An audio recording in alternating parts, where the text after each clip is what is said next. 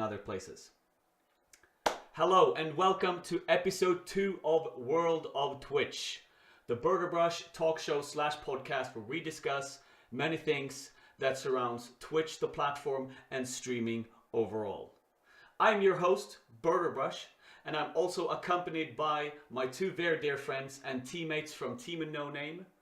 First, Googie, welcome to the stream, my friend. Hey guys, what's up? And then AznSlickSlaya, what's up, bro? Hey. How you guys doing today? Googie. I'm doing good. No complaints here. Awesome, man. And Asian, how you doing, bro? I'm doing fantastic. Awesome. I feel like I should call you James instead. It feels weird to say like Asian or like AznSlickSlaya. I'm just going to say James, all right? For the people who don't know, AznSlickSlaya's real name is James, so we're just going to refer to him as James. So yeah, welcome everybody. It's really good to see that the chat is already lit and we got some people in here. Hopefully it's going to start to ramp up a little bit more later on as well, so we can have some good questions during the question time. But first off, I want to ask you guys what you guys have been doing this week, and what games have you been playing? Have you done any special events? Have you did something crazy happen on stream or anything like that? Let's start with James. What's been going on the past week, my friend? This last week, my supervisor was in Vegas, so I was kind of running the show at work. A little bit fun, a little bit stressful. Worked about 50 hours this week, and then on stream, I played Fortnite. Kind of getting used to that game. I respect it. It's fun. The building mechanics are a challenge.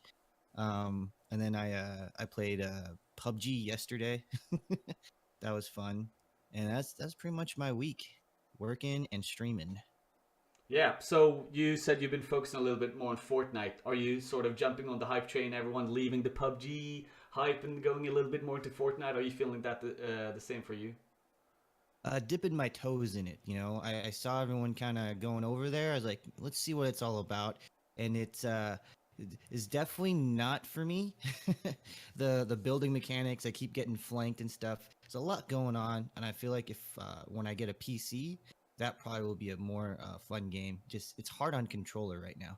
Yeah, I agree. I always felt that as a person who plays Fortnite a lot myself. I always felt that on a controller, I can't understand how people build at all. Like it must be so hard to build, because when I build on PC, I have all my hotkeys bound to different things, and I practice so much. But on console, I just feel like it must be so hard. So yeah, I definitely understand you there. And Google, my friend, what have you been up to the last week? Have anything crazy happened on stream or anything fun been going on over there? Well, this week, alongside my usual morning streams, which are primarily Splatoon and Pokemon, I've had the rare opportunity to stream at night. My wife's in Japan right now, so I have evenings to myself. So I got a chance to play some stuff I wouldn't normally play for my usual audience, some Monster Hunter World, some retro games. So it was a nice kind of refreshing change of pace. Got myself out there to some people who normally wouldn't swing by because of the time differences and all that. And we got our first $25 tier sub this week, so that was exciting. That's a big milestone for me. It's nice to know that I've hit a point where people like what I do, and that's the kind of support I'm starting to see. It's telling me I'm doing something right, and I'm making a positive impact on people that they kind of want to give back in some extent. But yeah, it's just been just a fun week of Googie action. Yeah, for sure. The thing that you said, that you've been streaming early in the morning and everything, I've definitely noticed that myself. Like I have my night shift and I live in Sweden and everything, but mostly I've been seeing like, damn, Googie's live when like I'm usually live. Like, what is this? Any people are never live usually when I'm up and around and live and stuff like that. So I've definitely seen that you've been live much earlier, and I've definitely seen that things have been going great for you lately, and I can definitely understand that your community is really bonding together, and you can see that in your streams as well. So big congratulations to you for your first tier 3 sub over there. That's amazing to hear. Thank you. Very sorry that I am sort of green screen here myself and everyone else is not, and things going on here. Well, this is basically how the stream is going to be, guys. And also this logo that I have, it isn't really it isn't really correct right now, so I'm going to fix that in the future. But don't mind about the visuals. Let's just focus on the sound for this one. All right. Sound quality is rather low on Googie and James. I would assume that is. We're gonna have to fix this. Maybe up them a little bit like this. It's so hard because sometimes Discord levels can be so high. Yeah, a lot of variables to work with there. Yeah, it's very tough. All right, let's see if this works better at least. And let's see if we can get the cams back. There we go.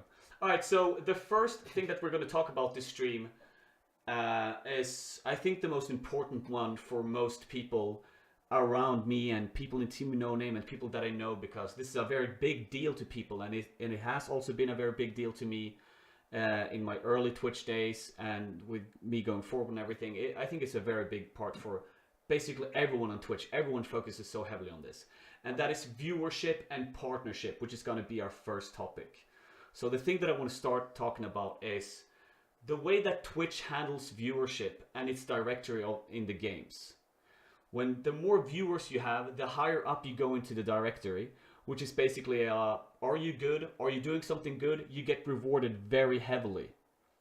But that can also have a lot of flaws, because if you're very new, but you have a very good stream, you're still going to get very punished for that.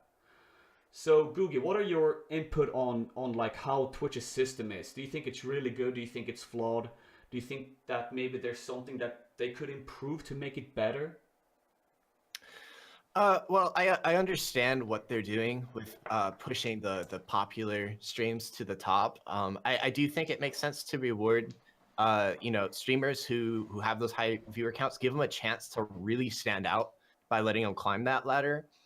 And it is tough to get past that 0 to 5 viewer bump, because you're at the bottom of the list. Yeah. If I was a platform developer at Twitch and I was in a meeting to suggest some way to fix it, I would say that what they could implement is something along the lines of like a bar at the top, either for new streamers, like check out these new streamers under this particular game category, or it just does a completely random mix. Like it just shows 5 random streamers at the top, like right above where it starts doing the higher viewer counts. So it gives a random chance at that exposure for new people. Yeah, definitely. I think that would be a good way to handle smaller streamers that are up and coming, or smaller streamers that are working very hard. The only problem in this would be, like, would you have it like an algorithm that just chooses people, but then you could have some absolute horrible streamer that is like almost on the brink of like Monka TOS or getting banned for the stuff that they do, or just have a very bad quality and you just have a very overall bad stream that no one would enjoy? Or would you have like people that work at Twitch would sit and manually find the people and promote them? I think that would be the hard thing, finding the balance there. If you're going to have an algorithm that does it, but that can go wrong, or just put more manpower on it, but that's like that's a cost for Twitch.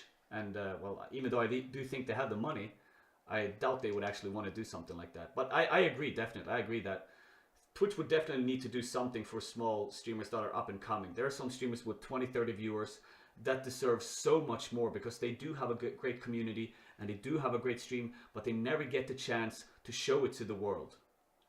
What do you think about what's been brought up here so far, James, on it, the way that it might be there might be a way to make it better for smaller streamers, and what do you think Twitch could actually do?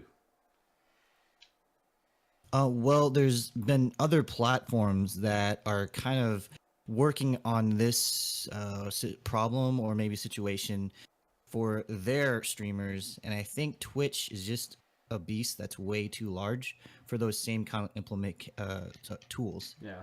I think what they could do at the very least, at the very start, is probably a selection of saying, okay, I want to view only people with 10 viewers, or only people with 20 to 30, or something like that. Kind of a selection, because a lot of my viewers will come to my channel and say, I'm like, how'd you find me? And they'll be like, I'm looking for streamers with smaller viewers.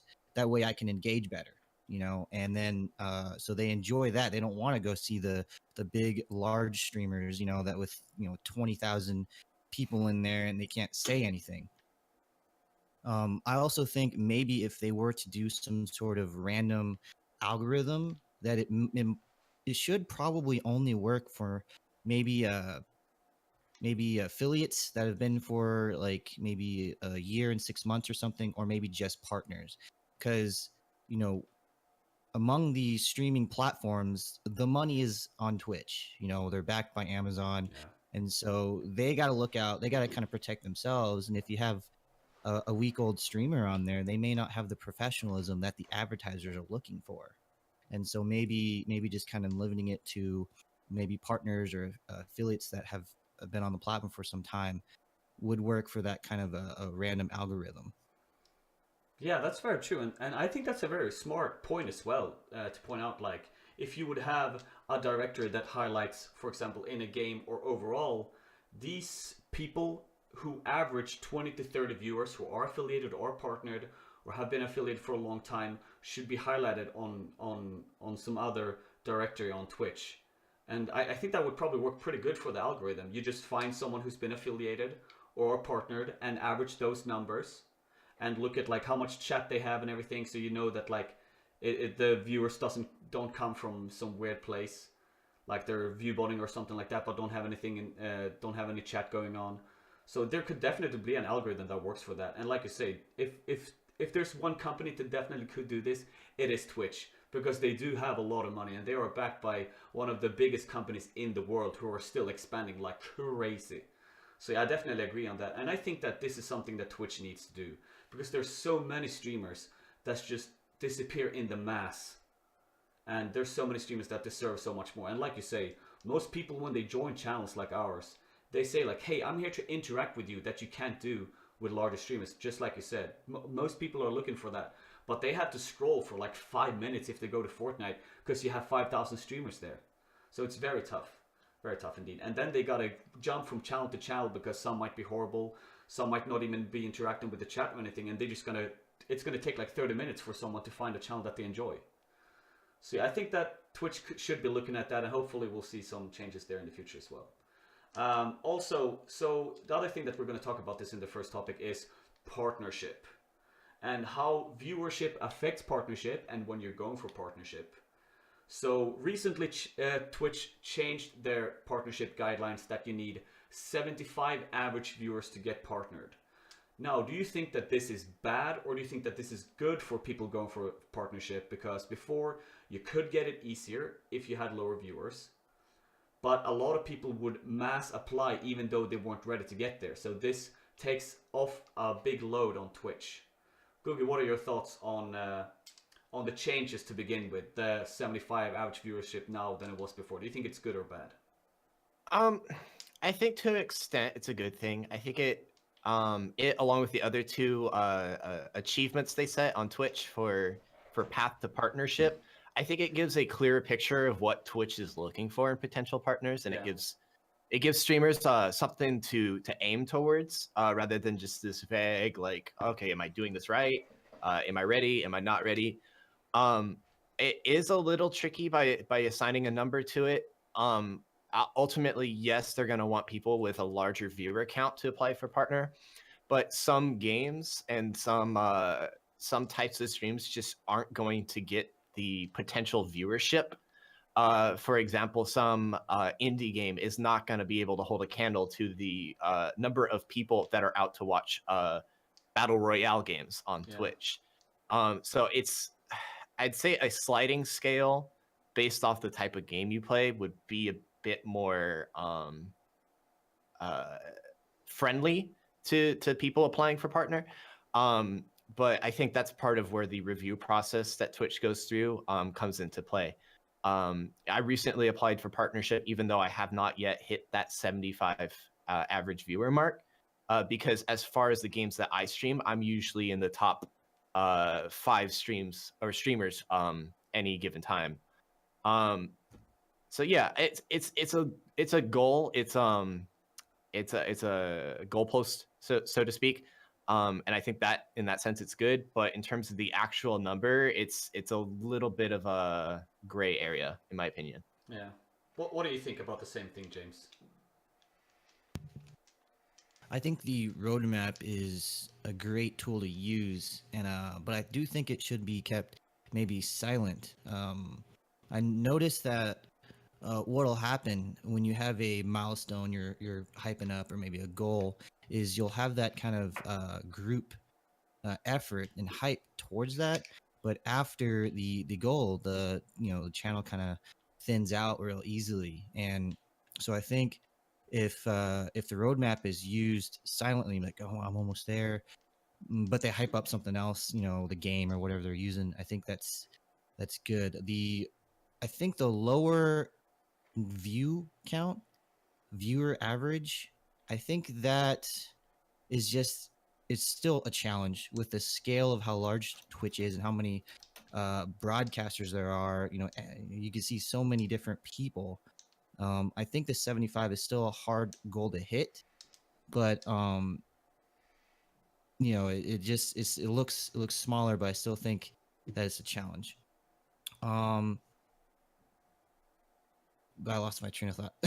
But yeah, no, I think it's just scaled, versus before, when a lot of these 3-year-old partners were streaming. It was like what, 250 or maybe 175 as a Yeah. viewer average, but that's because the directories are so thin. Now the directories are so full. The 75, it's still comparable in challenge wise. But I don't think it's that hard. Yeah. I also think that that the 75 is pretty tough to go for. It's a very high number, and the fact that you need like average of 75 means that you need to have a lot of viewers. You need to have like 100 viewers sometimes. And I agree with you both that what they changed with the with the challenges and the achievements and everything, I think that's great because people need goals, and it was such a gray area how you would get partnered before, and people would just apply no matter what viewership they had, because they were like, oh, maybe I get partnered because of one small thing. Now it's easier to know sort of like what they're looking for before you can get partnered.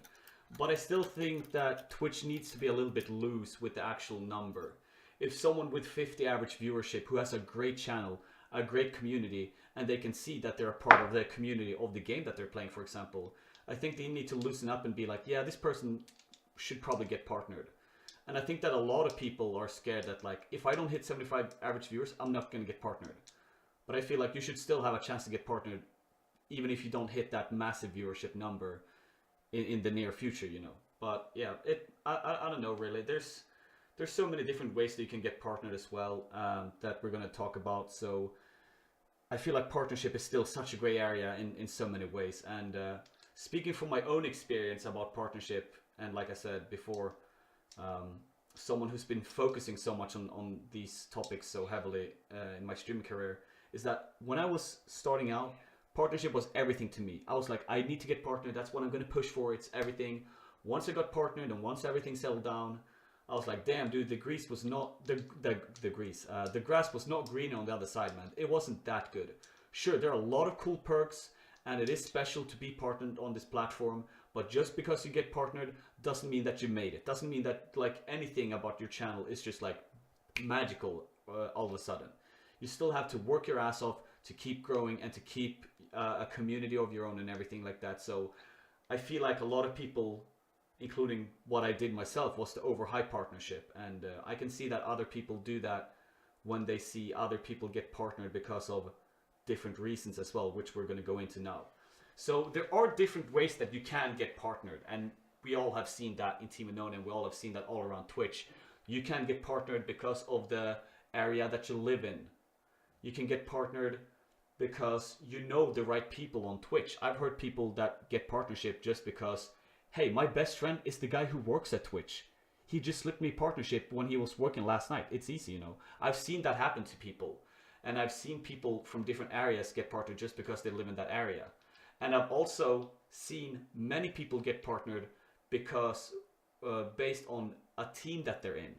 So I've seen like 3 or 4 people be partnered even though they would have maybe 100 followers and maybe 2,000 channel views, just because they're in a pro team on Twitter or something, like a esports team, but they're still not a part of the actual team on esports. Like, hey, I'm a part of the FaZe clan, but I don't do anything for them. I'm just a part of it, but I don't do anything. But they still get partnered because it says FaZe clan in front of their name. So what do you guys think about the different ways that you can get partnered? Do you think it's sort of cheating? Do you think that these people still deserve it because they have done something right on another level that isn't just pure streaming? And would you rather get partnered through hard work and stream, or would you rather get partnered by any means there is? Let's start with you, James. Well, to answer the question personally, I would prefer hard work, because that means that the only person I owe stuff to is myself, and not a team. But again, with Twitch being such a powerhouse that it is in the broadcasting community or in the platforms, when they look at partnership and what that's going to make for them, it makes sense to partner these people that are affiliated with the teams. I've also noticed a lot of teams have their core members, right, that do the games, but then they have content creators that are like affiliated with them. So maybe Twitch is not looking deeply at what the members they're partnering are doing. Maybe they're like, oh, this guy's with the team, he's going to bring in some fans, let's go ahead and partner him. But really, the guy's just affiliated with them as a content creator, and not a participant. Also, when a big streamer or a big YouTuber comes over to Twitch, it's very different beast versus creating content and then going live with that created content, being live. And I think, yeah, they're going to bring over their fans, and that's what Twitch is looking at, but it's not going to be the same impact as on YouTube. So I think that's another thing that Twitch maybe can go over with a fine comb. Like, all right, how is their live interaction going to be? Maybe just give them an automatic affiliation rather than partnership. I think what Twitch needs to do is probably just go over everything and just refine it. But it may just be so many applications that they just kind of look at the name, go to their YouTube. All right, this guy has so many subscribers, partnership. Look at the name. All right, this person's on this esports team. All the broadcast platforms are trying to go real heavy with this esports. So like, all right, automatic partnership. They probably have so much applications that they can't go over as much as they'd like. Yeah. And especially what you talk about, like when they look at a team and they see like, oh, this person is a part of the team, so we'll partner him, but maybe he's not really a part of the team. I feel like that's weird that you're just handing out partnerships left and right like this. And your point as well there on YouTube, I think that's a great idea. If a YouTuber, if a medium-sized YouTuber would come over to Twitch, I think the first thing you could do is give him automated affiliation. Because just because he's medium-sized on YouTube doesn't mean that he's going to grow big on Twitch. Maybe he gets like 20 viewers and he'll stay like that and he won't grow anymore. Maybe he'll explode. Then you can just give him partnership like a month later when you see like, okay, you do have average 100 viewership and you're doing great here on Twitch. You deserve partnership. But just hand someone partnership instantly just because they're big on YouTube or something else. I feel like that's sort of weird because Twitch is still a streaming platform. And if you're going to get partnered here, I feel like streaming should be a part of it at least. So I've seen a couple of people recently get partnered as well because they're part of a team that don't really focus on esports as well. I recently I have a friend. I'm not gonna call this person out. First of all, if this person or anyone who knows this person knows what I'm talking about, I love this person, and this person have deserved partnership for a very, very long time. This person has done everything in its power to receive partnership and work very hard on Twitch. But this person have never really amounted to above 30 average viewers on itself. So Twitch has multiple times declined this person partnership because the viewership wasn't there. But recently this person became a part of a team that, from what I understand, don't really have anything to do with esports at all. It's just like a stream team, basically. And everyone in that stream team seems to be partnered, no matter what size. No matter if they have 50 followers and have never streamed once, they're still partnered. And this person recently got partnership through that system as well. And like I said, this person deserved partnership so freaking hard from what I've seen from this person. But I still feel that it's weird when I go and see so many streamers in that team where everyone is partnered, even though they haven't never really streamed at all. What do you feel on this, Googie? Do you feel that this is somewhat like slipping around the back door of getting partnered? Do you feel like this is still something that Twitch should be able to do, or do you feel like they should take a closer look on who they partner before they partner them? Well, see, I don't think Twitch fully understands what they want a partner to look like yet. I think that's why we've seen so many changes in such a short amount of time. And ever since the introduction of the affiliate program, I've noticed a trend towards monetization and Twitch trying to push its content creators to use those. Just recently, the new bits leaderboard that the chat can see at the top of the stream chat, that was a move by Twitch to get people to use bits over, say, Stream Elements or Streamlabs donations. Yeah. And I think what we're going to see is, regardless of your viewer counts or meeting those other criteria, they're going to be more concerned with who's bringing in money through their Twitch currencies, which are the subscriptions and the bits. And to an extent, it's fair. Twitch is providing us content creators a platform where we can come and share what we want, how we want, so long as we abide by their TOS. Ideally, they want all streamers to be successful, and they want all streamers to have lots of subscribers and lots of viewers and lots of bits flown in the chat, because that is a payoff for Twitch and for Amazon, their parent company. So I can see things like like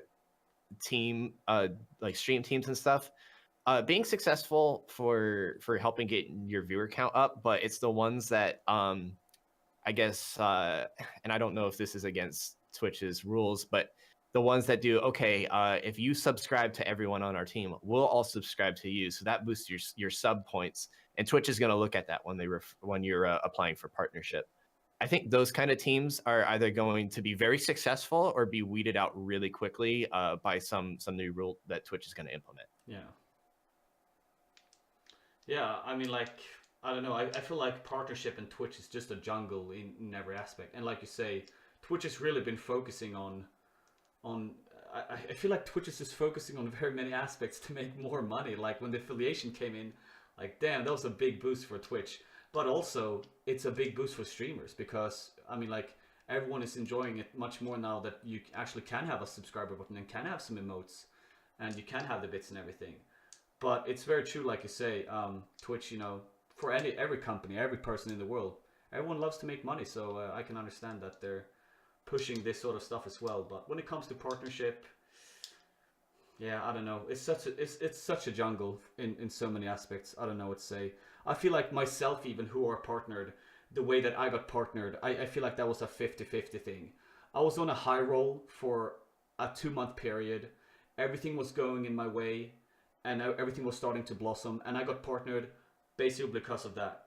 When everything kind of like went normal after that, I feel like the period after I got partnered for a couple of months, if that period would be the period when I applied, I would never been partnered.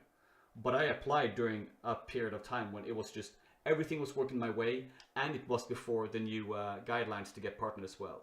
So I even feel like my partnership is a little bit sort of cheated in like 30% at least. Most people say that I have a great channel and I have great content, and thank you very much for that. But still, there are people out there who put out great content, have a great channel as well, who are not partnered. And then there are people who don't really have anything in their channel and they're still partnered. And I can understand that some people get upset about that. But, it's still Twitch's, it's still their platform. They decide what happens. I just feel like they should keep a closer eye on what decisions they make when it comes to this. So that was basically topic one. I think. I think we covered all the good parts of that. So now we're going to move in to tips and tricks. So the tips and tricks that we're going to talk about today is what game to play, because a lot of people, a lot of streamers, they have a problem with choosing what game do I want to play. Do you want to play a game that you enjoy, which you're going to have fun with, or do you want to choose a game just because you want to grow your channel, or do you want to choose something in the middle? And then we're also going to talk about different forms of networking and how you should focus on that and how you should try to network. So let's start with the games to play. So I want to start with you, Googie, because you have really found your niche when it comes to the sort of games that you want to play. When you think about games you enjoy versus games for growth, I feel like you're a person, definitely, like I said, you found your niche, and it's mostly the games you enjoy. Do you ever feel like, maybe I should try to switch it up just to go for games for growth? Or do you feel like, if I just play the games that I enjoy, which makes me happy, which makes my content good, you feel like it's going to pay out in the end? So I originally got into streaming not for the views per se, but to share my passion for particularly Nintendo games, because it's been a huge part of my childhood, and even to this day I think it's had a big role in who I've become. Yeah.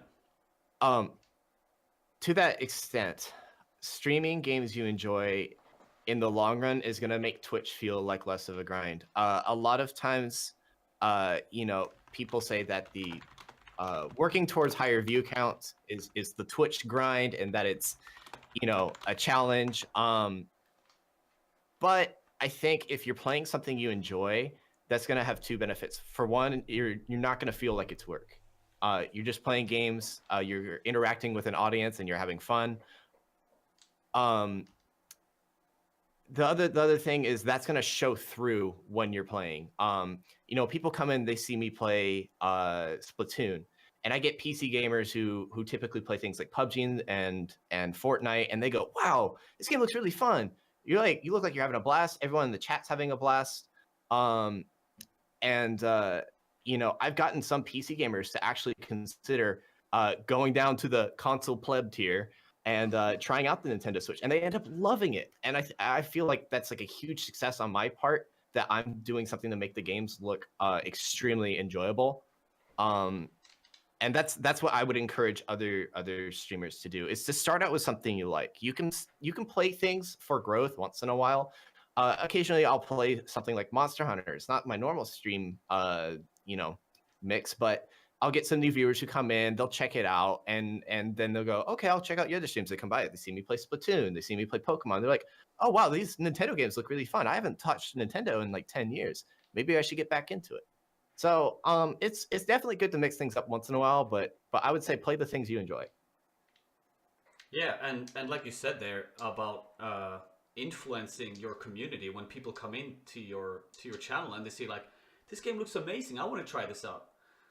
Like you said, playing the games you enjoy is when you feel happy, you put out great content, and when a streamer can influence their community that heavily, I think that's a key thing for every streamer looking out there to have fun and actually have success as well. And I'm very glad that you pointed that out, that like games that you are very connected to can just have a great impact on your channel, because most people feel like maybe I should play the games that I enjoy because like they're not really that good for growth, but then they'll end up playing something that they don't enjoy, and the content on the channel will just be awful, and that will hurt your channel as well.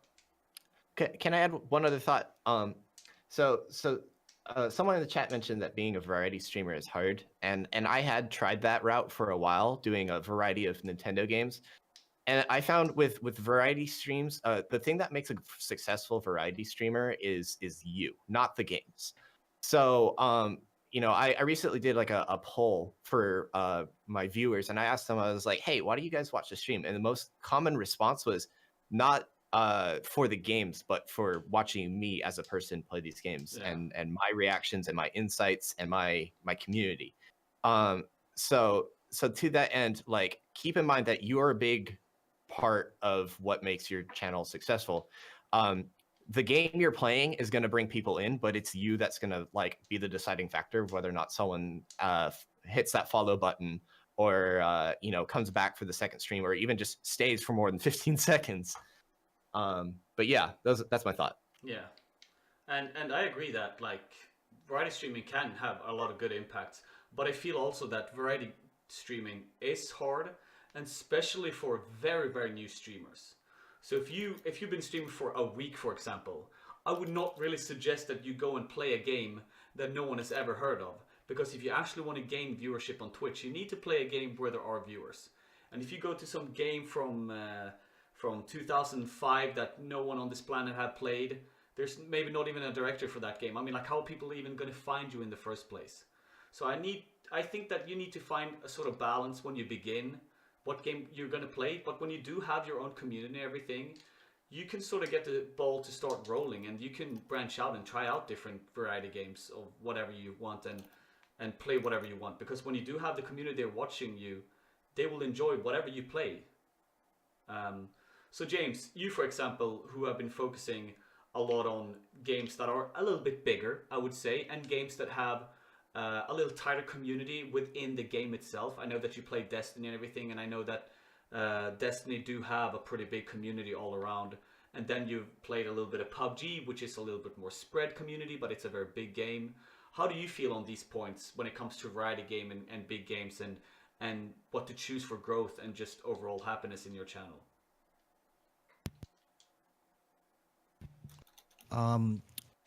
Yeah, with those games, the directory, even though maybe like for example Destiny isn't popular, the directory is thick full of streamers still.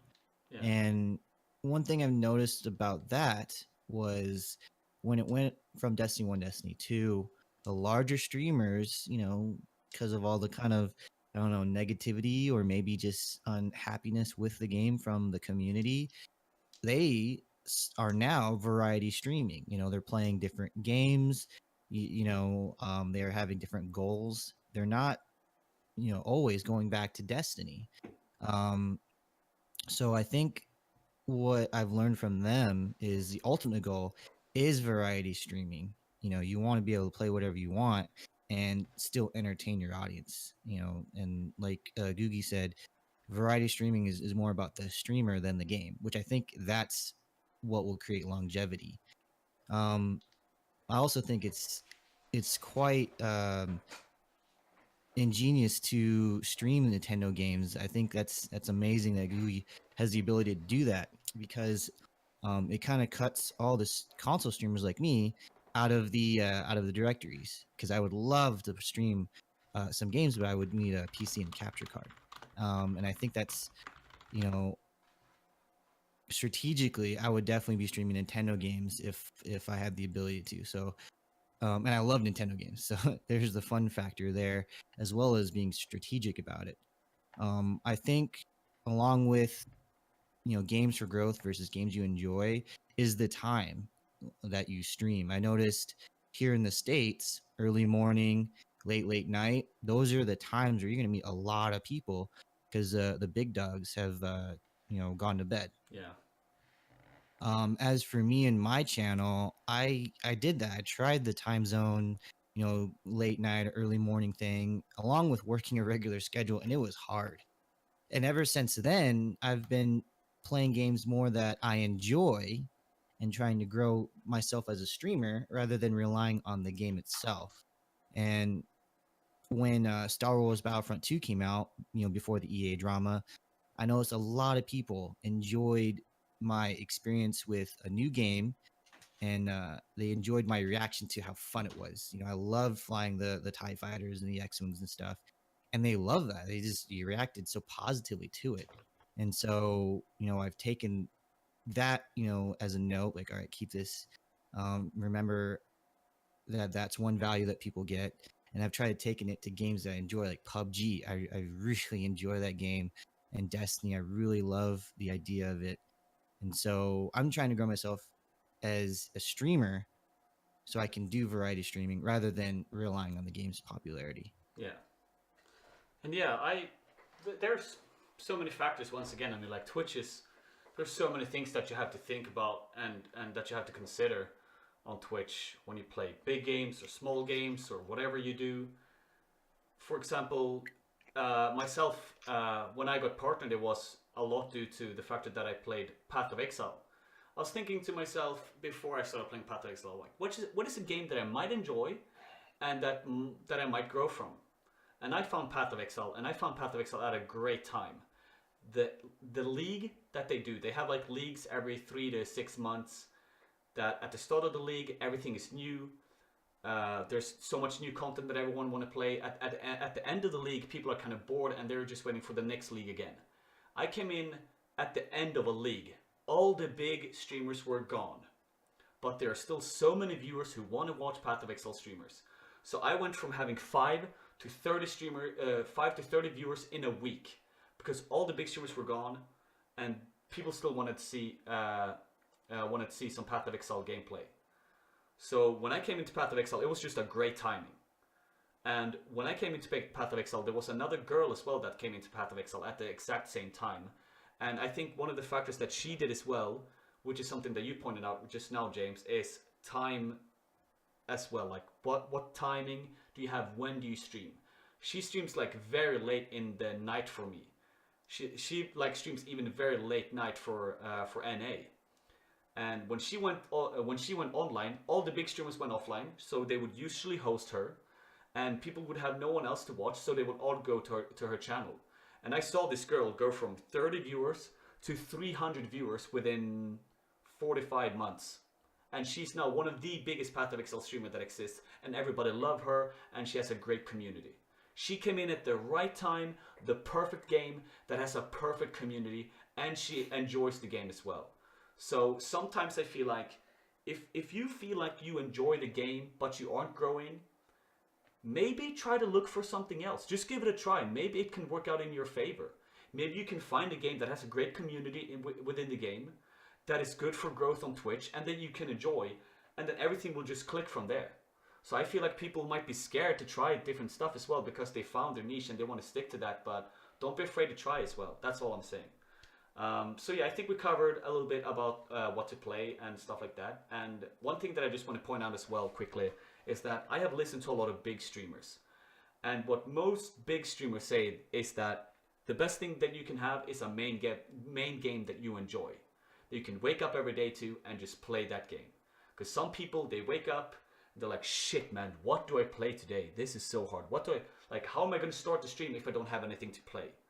And most IRL streamers, from what I've heard, are facing that issue as well. That, hey, I want to put out great content, but putting out great content on IRL every day is really hard.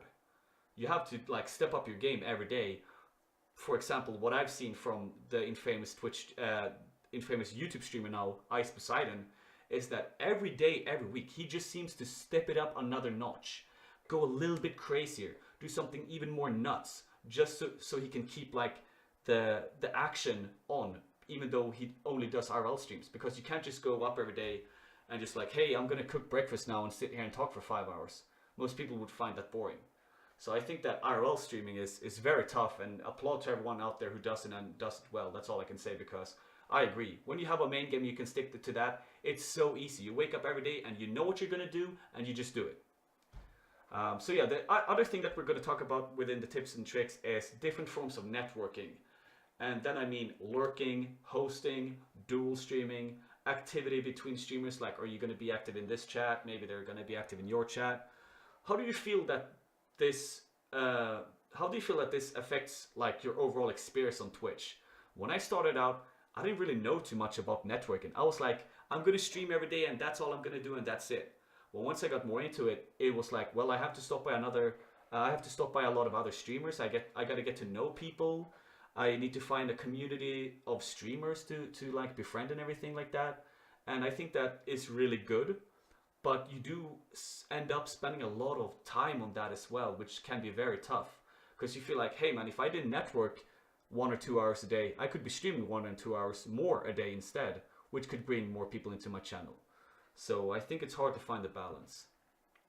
So James, what do you feel that networking is for you, and how do you feel that has changed your channel since you started networking?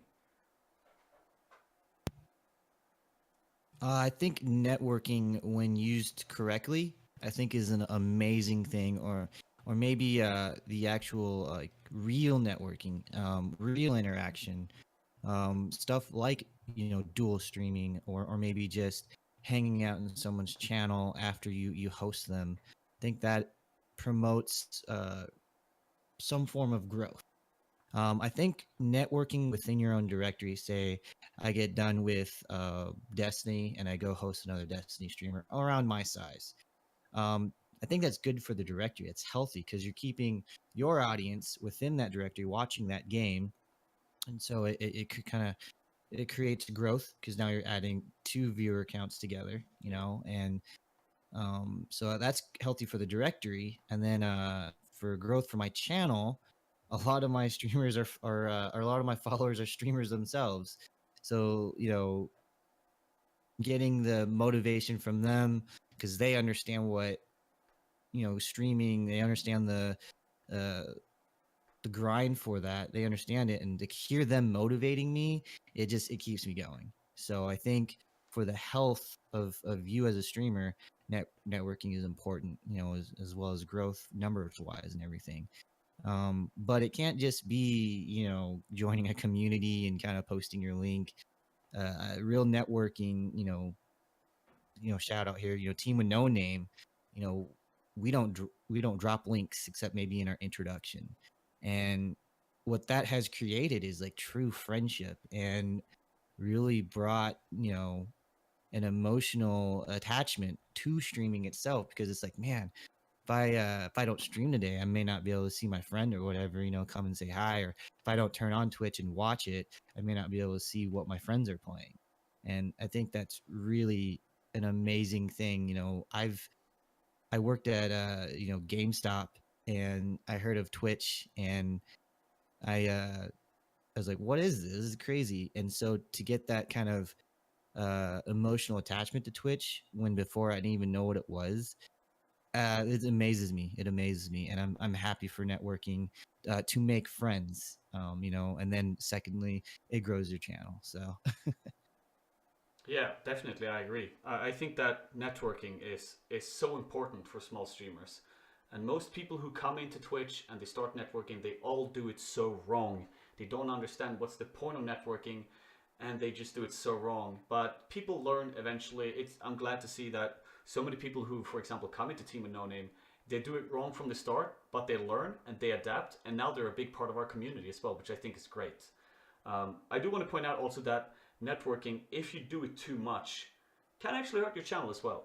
Like I said, if you focus too much on networking all the time and don't stream, well, there you have it. If you don't stream, how are you going to grow your stream as well? You need to stream yourself. So you need to find a balance of how much you want to network with how many people, because you can't network with 100 people as well. You're never going to be able to keep up the contact and the friendship with everyone and the connectivity. So I think that people really need to find a balance between networking and focusing on your stream.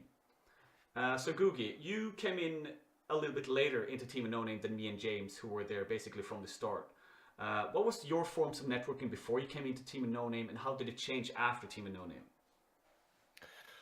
Well, I did the noob maneuver and was using Facebook for a while. I didn't have my own Facebook page, but I did go in those groups. And beyond link dropping, I would comment on other people's streams and try to start a connection with them. Not just like, oh, hey, you're streaming, I stream too, we should follow each other. It was like, hey, yeah, I'll check out your channel today. Look out for my username. And I would try to connect with them, but I found that a lot of times those groups it's basically like a spam newsletter. It's just link after link after link. Most people don't even check the comments once they've posted, and they don't check the group again until they're about to stream the next day. Yeah. So I got frustrated with that, and fortunately, right before I left the Facebook group, I stumbled across Team with No Name and joined, and found that to be a much more effective way of networking, like James said. I also used Twitter, and I would try to do hashtag whoring and try to kind of basically spread the word that, hey, there's a stream for Splatoon. You know, it's a game that at most has 50 streamers at any given time, so it's a small pool to work with. And then lastly, I did try to, you know, find other streamers that were in the same, I guess, channel age as me. You know, people who are low viewer count, low follower count. Try to, you know, have someone to talk to about streaming. And I think that's what people should focus on with networking, is not so much you know, the growth of their channel, but rather the growth of them as a streamer and as you know, trying to make it a professional thing. If you were going to be a graphics designer, you don't go out and go, hey everyone, I'm a graphics designer. I would say you would probably go out and you try to connect with other artists and pick their brain, you know, learn about their style, talk about yours. Yeah. And streaming's the same way. Streaming's an art form, and you got to surround yourself with other artists, so to speak, to grow your craft and to learn what you're doing possibly wrong or what you could be doing differently, and to also, you know, teach others. It's a two-way street. You know, I have some people that I've given lots of advice to, but I've also had a lot of people give advice to me. And that's what networking should really be about, is growing yourself. The extra views, the extra follows, that will come in time, because in some of the Discord servers I'm in, I've never dropped my Twitch link once, but I have at least 30 people who've checked out my stream from it, just because I am, you know, a person who interacts there a lot, and they see me streaming on the side of the Discord members list. So they go, oh, hey, that's that Googie guy. I didn't know he streams. I'll check him out. So that's the way I like to do things. Yeah, and definitely I agree. And one thing that I just want to point out that I think is one of the best things that I've heard in such a long time: streaming is an art form. Jesus Christ, amen to that, people. Can I get some fucking amens in the chat for that? Because that is so true. Streaming is definitely an art form. You're creating your own art, your own stream, and how you stream, your interactions with the game, your interactions with the chat, and like, so many streamers have so many different things that they do in their stream as well, and how they set everything up, and all the scenes they got, for example, myself, and there's just so many things that goes into it, and I think that that's very true said. And yeah, I agree that in some Discords that isn't really focused on streaming at all, where you don't even have to drop a link. You can get people to swing by you if you make friendships with people, and then they later find out like, oh, this guy's a streamer. Holy shit, I'm gonna drop by his channel because I like to talk to this guy when we talk about whatever, you know, in this Discord that we're in. And people just focus so heavily on linking my drop. The more people that see my link, the more people are going to come in. So I'm going to spam my link all over the internet. I'm going to go down to my supermarket and I'm going to stream my fucking Twitch name to people who never even been on Twitch before. That's going to get me viewers, boy. Oh shit, let's go now. And you're like, nah, well, you could do that if you want to try, maybe get a viewer from that. But it's really about just connecting with other streamers and connecting with people all around Twitch that knows what Twitch is, I would say. Because I've been getting a lot of viewers and a lot of help from my IRL friends and from my family. When I started out, a lot of people that I know knew that I wanted to go into streaming. And I asked my IRL friends like, hey guys, you want to smash up my link here and there, and maybe stop by whenever you have the time. And a lot of people have been doing that, and it helped me super much during my early days of Twitch. So I think that's something people need to think about as well. Like, do you have friends that might be interested? Just tell them once, like, hey man, I stream, and if you want to swing by, and maybe they're going to enjoy it. And then when you network with people on Twitch, it needs to be about making friendships, like James said. It needs to be about connecting with people, not only about follow for follow, which is the dumbest thing that ever existed, and people still do it somehow. Don't ask me why people still do that. I don't know. So yeah, that's basically it.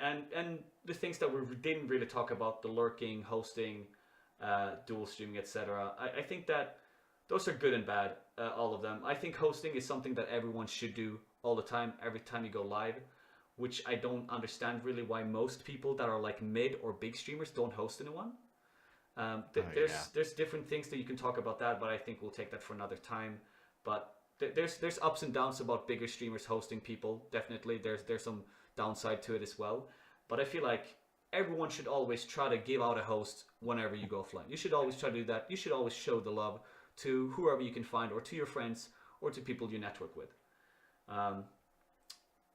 Okay, so now we're gonna take questions from the Twitch chat. So everyone who has a question that you want to bring up, it can be about anything on Twitch. It can be about the topics that we talked about today, a topic that you have in mind, something that is about your channel or about channels that you have seen, big or small. It can be about absolutely anything. Just throw it there in the chat. We will bring it up and we will talk about our different opinions on it. And we'll do this for about maybe 20-30 minutes until we go on to the next segment. I'm going to see what the clock is. All right, this is pretty good. Doing pretty good on time, so that's nice. So yeah, anyone who has a question, just drop it in there and we'll talk about something. Meanwhile, people formulate what question they want to ask. So lurking, which is a big part of what most people are doing nowadays. How do you feel that is on Twitch? Like, do you feel like it's weird to lurk, or do you feel like it's something that needs to be done? Because my mind is just like up and down on this. I feel like it's super good because it is helping other streamers and it is helping you, but it's also weird because like you're not really there, and or you like sort of cheating the system there as well. And there's different forms of lurking.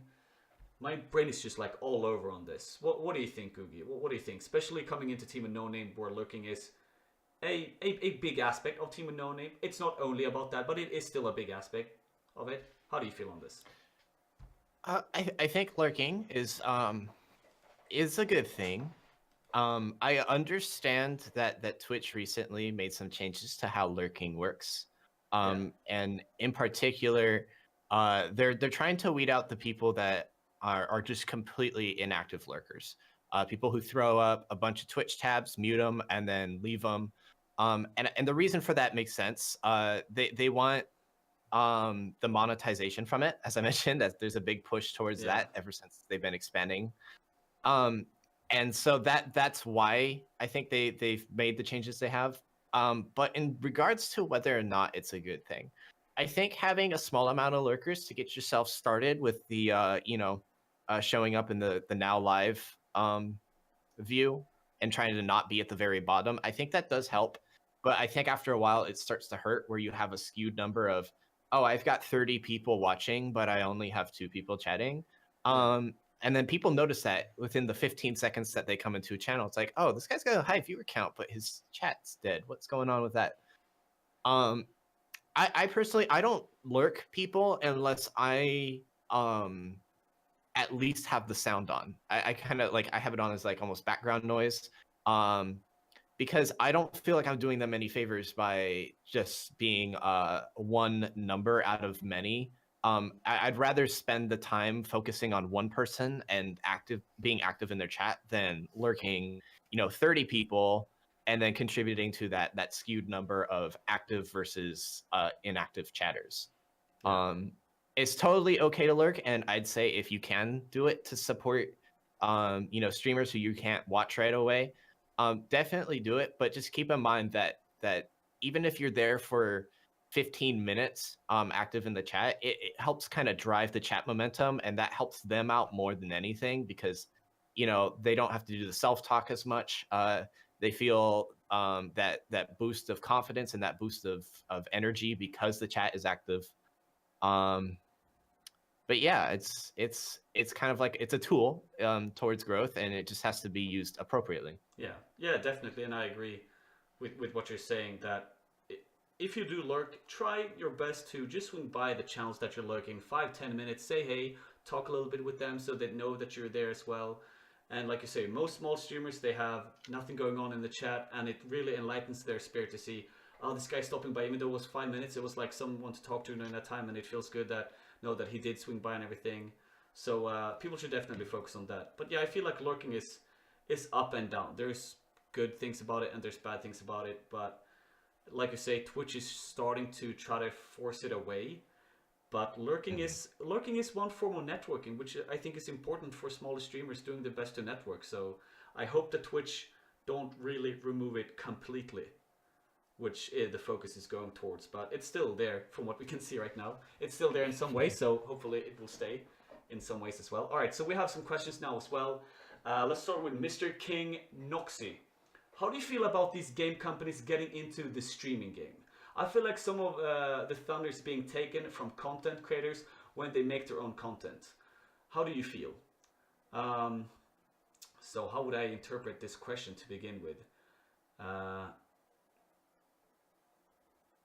you mean like companies getting into the streaming game with different ways that you can push your content creators, or because I don't really know exactly what you mean by that, Mr. King Noxy. Does anyone of you guys know exactly what it means by that? Um, I'll take a stab at it. So when I first started playing H1Z1, it was a big game to stream because the battle royale genre was pretty fresh at the time, and I know that they did a few streamed events. And as a Okay, okay. result, anytime they would stream, most of the viewers go to the H1Z1 channel rather than the individual streamers. Okay, okay. I'll let you give your thoughts on that first. Yeah, okay, yeah. So that's actually great because that's what he meant. I just didn't understand it. I don't really see that happening in too much games, to be honest. I don't really know too much games. The only thing that I can think of is a couple of games that maybe have a Q&A about an upcoming update or something. And like you said, H1C1, if they would do something. But I don't think that that's too big of a problem because I don't think that most games getting to the streaming game too much. When H1C1 did that, did they do it like a lot every day, or was it like once a month that they would show up? It was once a month, and that's why I don't see it as the big issue. If anything, it helps a streamer for that particular game because it's drawing attention to it and it's saying, hey, you can come watch people on Twitch play this game. So like for that one day where they're streaming and they have the tournament or whatever, yeah, that's gonna hurt your viewer count. But at the end of the day, it's definitely bringing a good group of new people to Twitch for the first time because they'll want to watch the event. And then they go, okay, well, that stream's over.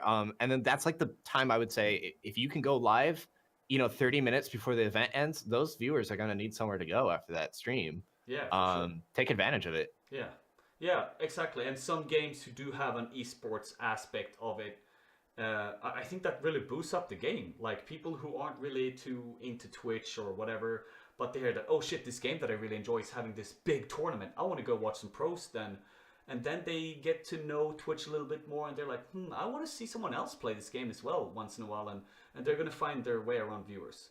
So James, you who did play Destiny a lot and who was sort of deep into Destiny, I would say, and a little bit of Halo as well. How do you feel like esports helped Halo when Halo was a little bit bigger? And I don't really think that Destiny had an esports section or had any esports aspect. Do you think that esports aspect in Destiny would help the game a lot, and especially on Twitch? No, for Destiny wise, I don't think an esports would help it. That's not where what the core players are doing, especially now that's built more for casual players. I think Destiny 2 is a group game where you play with your clans, you do trials, you do the raid, and then you do PvE stuff.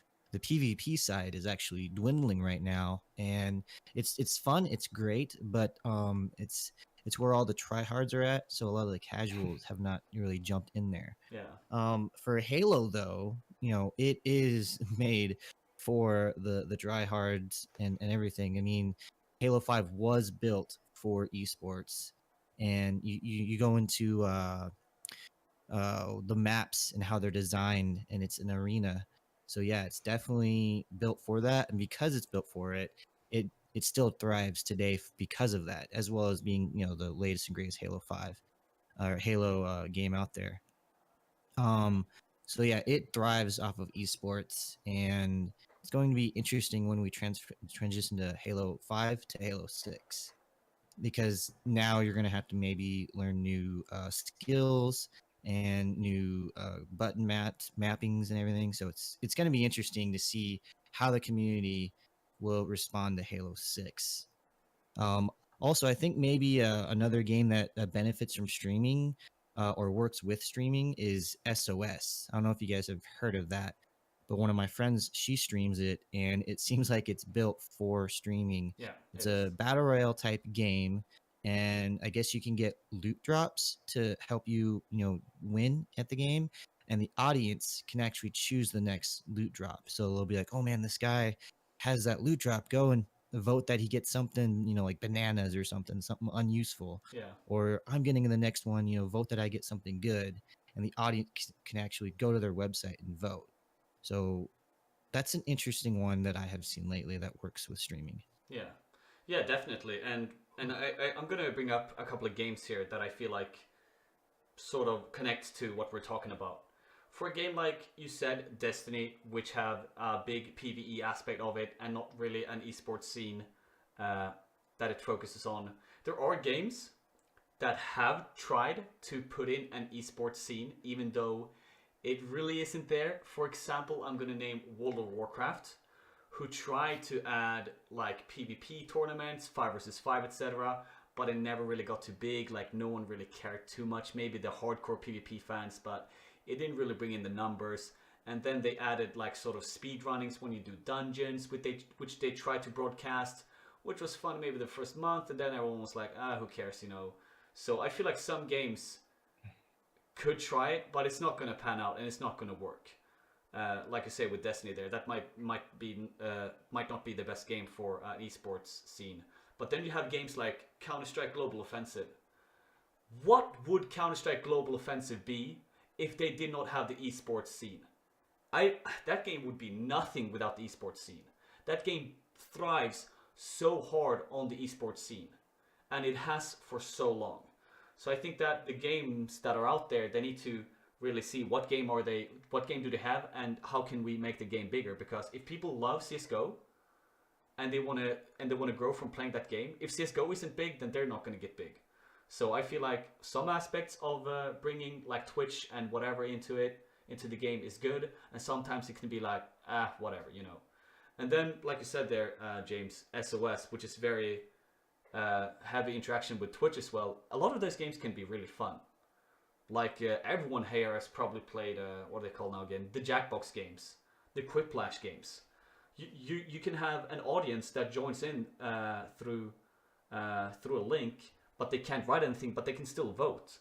So I think that some games who do have interaction with Twitch is great, because so many people love Quiplash. It's so much fun to watch Quiplash, to be a part of it. When people play it, it's hilarious. So I'm really happy, like you said, that the SOS game, who's pretty recently been released, I think, if I'm not mistaken. I think it's really great that they're bringing a connection there to Twitch as well. So yeah, we also had another question from Pale White Prince. I'm a close with Googie, and we've talked about stuff like this before. My thing is that I'm a creative streamer mostly, and I'm pretty quiet, and I feel like my chat is dead because of it. But I'm so focused on drawing that I want to get it done. I do also play games and stuff, and that's when I'm more lively. But I'm trying to figure out how to be a bit more entertaining. So I think that this is something that we talked about in the last talk show about streamer personality and their professionality. Like, are you extremely good at what you do? You're the best Overwatch player in the world. So people come to see great highlights, but you don't talk at all. You might not even have a microphone, but you're slinging headshots left and right with McCree.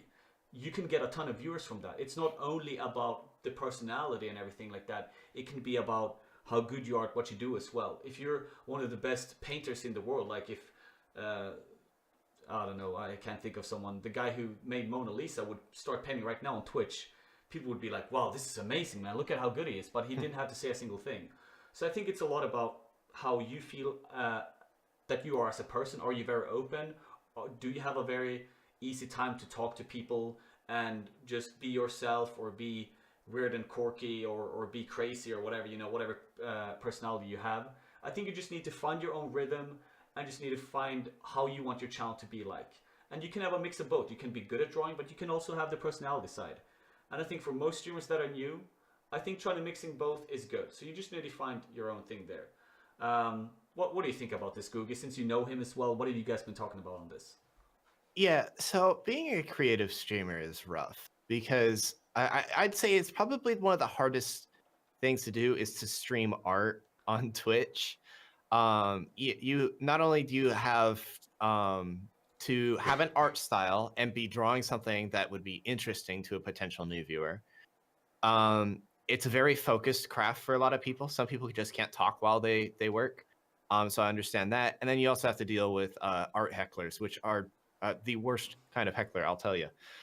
So if you're streaming something, if you want to stream art on Twitch, you have to figure out a balance between drawing what you want and drawing what's interesting. It's the same as with a game. You might love a specific game, but no one in the world wants to watch it. I mean, that's just the reality of it. And I think if you can find a balance of practicing your art style, but taking requests from the chat, or possibly, like, I see a lot of artists that are successful, they're actually streaming their commissioned work, and they give the people that are paying the money to draw art an opportunity to watch them work on it and kind of get that over the shoulder insight onto how what they paid for is being made. I've done creative streaming like once or twice, and some people are just there because they want something chill. So whatever background music you have going, or even if you're just kind of talking about your day, that kind of stuff will help as well. Yeah, that is actually some really good points there, because I don't really spend too much time on the creative directory, and I don't really know too much about that since I don't do anything myself. But I gotta say, I agree on a lot of points that you say there. Like, what you're actually drawing might be something that people find very special. For example, if I would go into the creative directory right now, if I would see someone, for example, drawing a picture of the old PlayStation game called Medieval, I would subscribe to that person with a tier 3 sub instantly, because that's my favorite game of all time. But just doing that would not probably be good, because I'm probably the only person in the world who would actually enjoy that. But it's true, like you say, you need to find something maybe that really connects with people around in the world or on Twitch. Like, what are you drawing? Are you drawing pictures of a special game, or are you just drawing pictures of your foot or whatever? It depends on what you do exactly. And like you say as well, the background music. A lot of people do go to creative and they like to see a chill stream. Some person just sitting there talking, drawing, having some nice music. And I can understand that sometimes there might not be too much chatting in a creative channel, because people might just be listening, and people might not chat too much. So I don't know really how to help on that aspect, since I'm not really too much into that. But yeah, you got some great points there from Googie, I must say. James, do you have anything to add to this? I do, and I'm gonna name drop, and some people have their opinions about this guy, but I think, video game wise and everything like that, for live content creation, let's just talk about the doc. He is entertaining besides whatever he's doing. He's good at the games, but he's entertaining because he steps away from the game and does like green screen acts, and it's hilarious.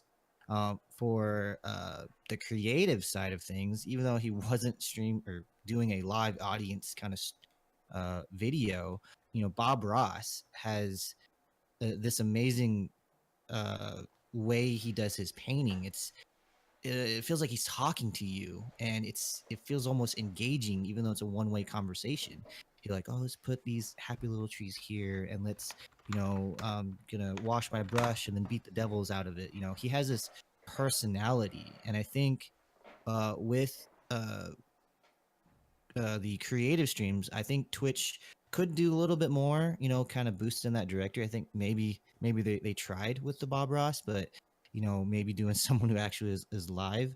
And I think if you are the creator, having the background music, like you're saying, helps, and maybe having your own kind of personality where it's almost like you are the art piece. You are the focus of it, and whatever you're drawing is just there, kind of cool and fun. I watch creators because I like to interact with them, and then sometimes I'll do the thing where I pull up.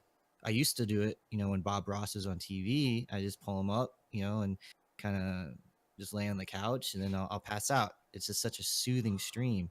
And I actually will do that with content creators, like the artists that does my work, I'll pull her stream up and I'll say hi, I'll chat a little bit, and then I'll just kind of like start dozing off. Not because she's boring, but it's almost soothing, Yeah. and that's why I like the creative directories. It's like a little bit ASMR, I would say.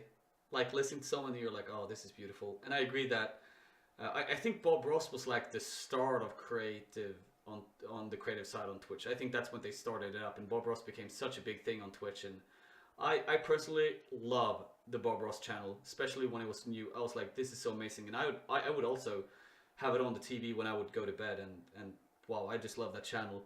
Um, the part about Twitch pushing their creative content creators a little bit, I actually know one thing that they do for a lot of content creators on the creative directory, that the Bob Ross channel usually still pulls in like 1-2,000 viewers, and they do host people with that channel.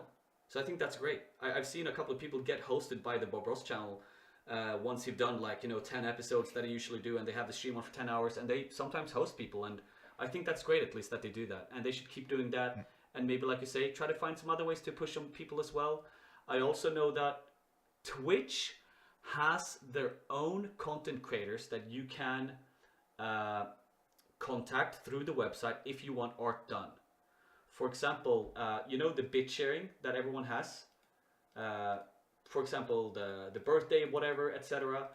As a partner streamer, I'm not sure if affiliates have this, but you can have your own sharing animations, and there are people who are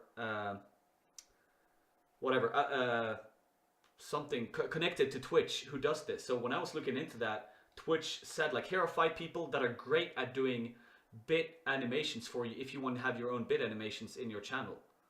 And I was like, wow, this is something I might want to do. Problem was that it costed like $300 to do it, because animations is super hard to do if you want to do it very good. Yeah, so, it is. I'm like, yeah, maybe one day if I have the money, I'm gonna have some own bit animations. That would be really cool, but maybe not right now. But yeah, there's some things that Twitch do, but they just need to focus a little bit more on it, because after the whole Bob Ross thing and when they launched creative, I feel like it's a little bit in the back right now. They're focusing on so much other stuff right now, so maybe they need to bring the creative side up a little bit more again. All right, so let's see.